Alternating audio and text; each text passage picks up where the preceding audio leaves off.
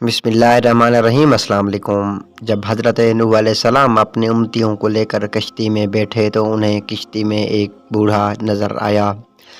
उसे कोई पहचानता भी नहीं था। आप अलैहिस्सलाम ने हर चीज़ का जोड़ा जोड़ा कश्ती में बिठाया था, मगर वो अकेला था। लोगों ने उसे पकड़ लिया। वो हज़रत नूह अलैहिस्सलाम से पूछने लगे कि ये बूढ़ा कौन है। हज़रत नूह अलैहिस्सलाम ने उससे पूछा, बताओ तुम कौन हो। वो कहने लगे, जी मैं शैतान हूँ। आपने सुनकर फरमाया तो इतना चालाक बदमाश है कि कश्ती में आ गया। कहने लगा, जी मुझसे गलती हो गई है, अब आप मुझे माफ़ फरमा दें।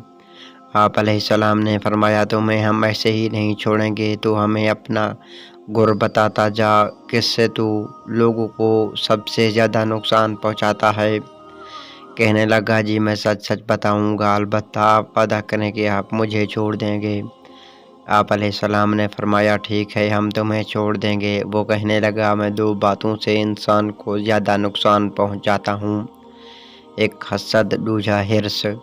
वो फिर कहने लगा कि हसद एक ऐसी चीज़ है कि मैं खुद उसकी वजह से बर्बाद हुआ, और हिर्स वो चीज़ है जिसकी वजह से आदम अलैहिस्सलाम को जन्नत से ज़मीन पर उतार दिया गया।